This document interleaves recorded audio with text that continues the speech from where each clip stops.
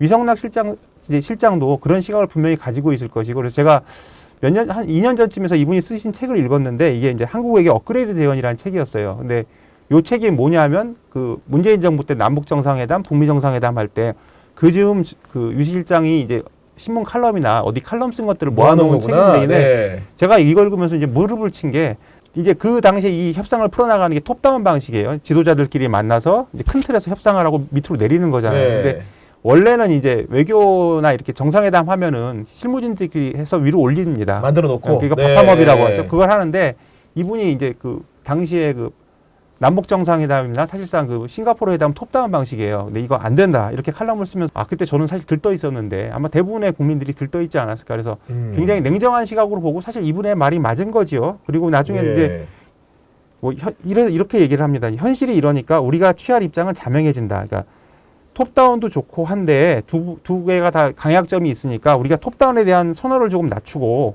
명암을 인식하고 이제 바텀업도 부정적으로 보지 말아야 한다. 이런 얘기를 해요.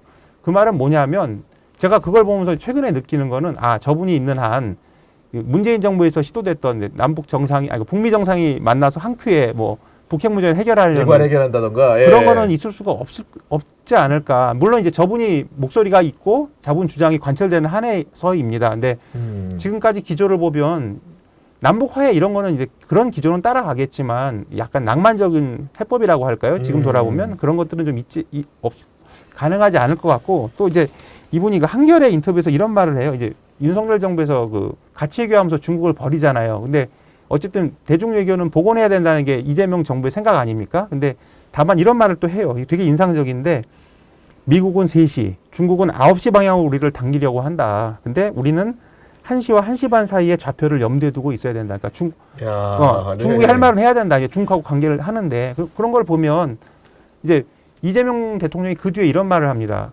이게 내가 이제 한미일 윤석열이 짜놓은 걸 이걸 내가 흩을 수는 없으니까 따라간다. 다만 중국과도 관계를 가져가겠죠, 다시. 근데 다만 좀 이게 뭐 저자세 외교 이런 말 안 듣게 아마 좀 중국에도 할 말을 하지 않을까. 그래서 유성락 실장이 이런 말을 해요. 중국도 우리가 이게 단호하게 대응을 하면 중국이 뭐 혐한하고 뭐 혐한령 내리고 그러잖아요. 한한령 내리고 그러면 우리가 단호하게 대응해야 중국도 이제 우리가 압박하니 한국이 멀어지는구나. 이걸 깨닫게 해야 된다. 이런 말을 합니다. 근데 그 3시, 9시 방향 비유가 지금 들으면서 되게 웃겼던 게 미국이 3시 방향에 있고 실제로 중국이 9시 방향에 있는 거잖아요. 근데 1시에서 1시 반 방향을 했잖아요. 러시아한테 줄어대서 했잖아. 그러니까 러시아로 땡기는 얘기를 들리는데 뭔가 좀 이게 지도상으로 뭐 제 착각이겠죠? 보니까.